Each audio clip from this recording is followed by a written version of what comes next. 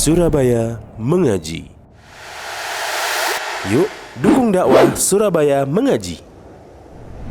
Salurkan harta terbaik Anda untuk operasional dakwah.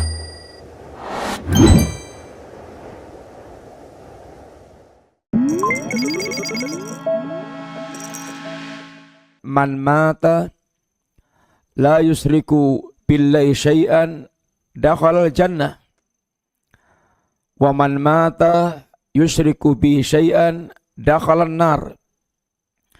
Barang siapa yang dia mati dalam keadaan dia sama sekali tidak menyekutukan Allah, dia pasti akan menjadi ahlul jannah.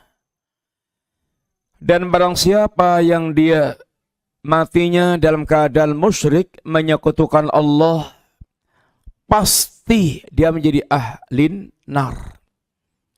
Ini adalah kepastian. Kalimat ini, Bapak sekalian,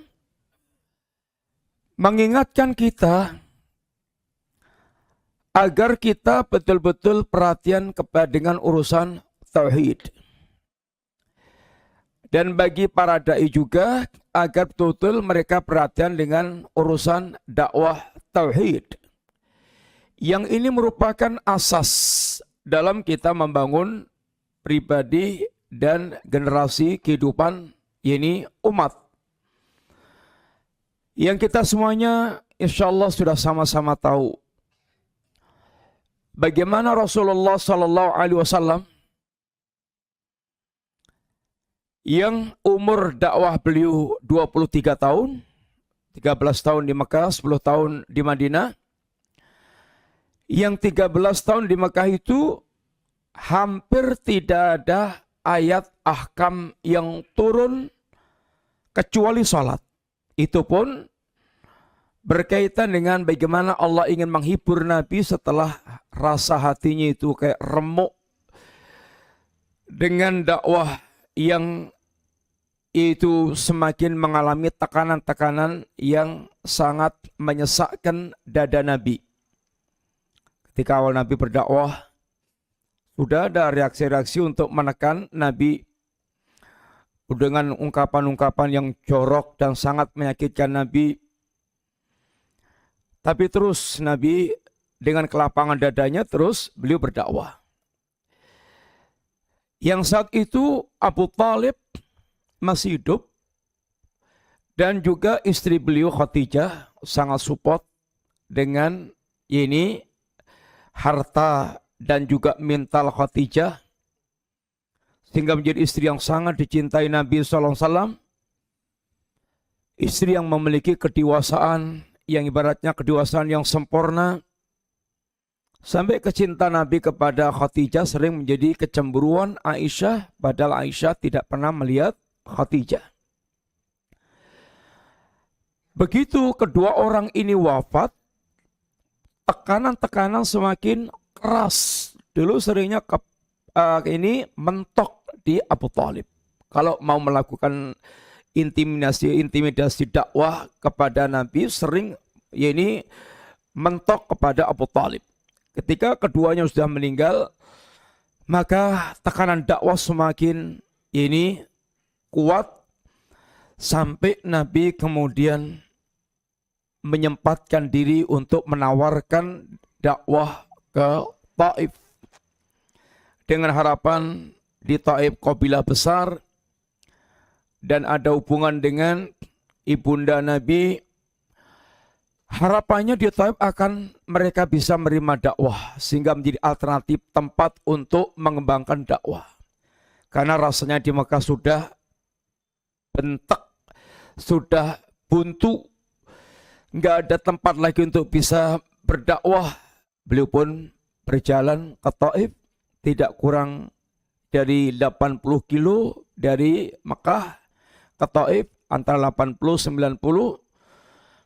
Harapan Nabi bisa ada secercah cahaya dakwah berkembang di kota Taif.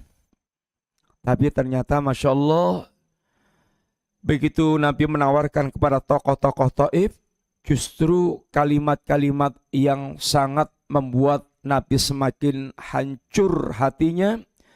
Ungkapan-ungkapan keji yang mereka lontarkan kepada Nabi Bahkan kemudian mereka bersepakat untuk mengusir Rasulullah SAW dari kota Taif dengan cara yang keji.